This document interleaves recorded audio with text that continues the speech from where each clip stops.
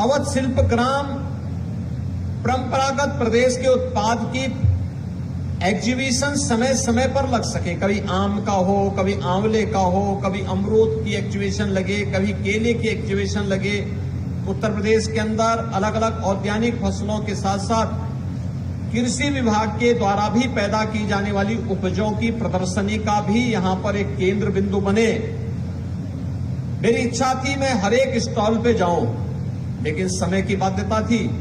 इसलिए हर एक जगह नहीं पहुंच पाया। लेकिन एक कमी जो मुझे देखने को मिली वह आम तो मैंने देखे, लेकिन ऑर्गेनिक आम अभी तक यहां पर देखने को नहीं मिला। और मुझे लगता है कि इसकी डिमांड भी ज्यादा होगी। मैं वही पूछ रहा था कि हमने उपज तो बढ़ाया, एक्सपोर्ट बढ़ाने के लिए डिमांड और सप्लाई के बीच में बेहतर समन्वय बनाने के साथ ही उस उत्पाद की समय पर उपलब्धता और उसकी क्वालिटी को ध्यान में रखते हुए, बहुत बार होता क्या है,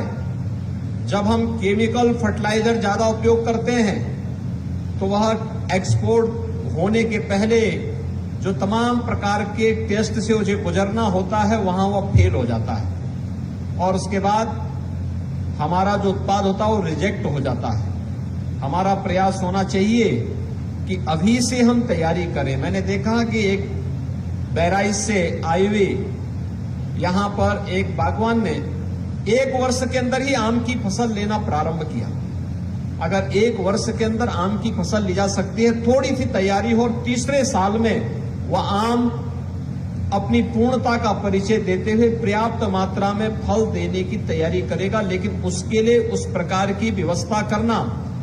और प्राकृतिक खेती के साथ जोड़ने का जो बृहद कार्यक्रम कृषि विभाग के द्वारा प्रारंभ हुआ है, उद्यान विभाग उसके साथ भी अगर जुड़ जाता है तो मुझे लगता है कि इसको हम लोग बहुत अच्छे ढंग से अगले 1 वर्ष 2 वर्ष के अंदर हम अपने प्रोडक्ट को इस बारे में कहने की स्थिति में होंगे कि यह एक ऑर्गेनिक प्रोडक्ट है और हमें बीज से लेकर के इसकी तैयारी करनी होगी। बीज से लेकर के और आम के वृक्ष तक या किसी भी वृक्ष के, किसी भी फलदार वृक्ष के खड़े होने तक और फिर फलों के आने से लेकर के उस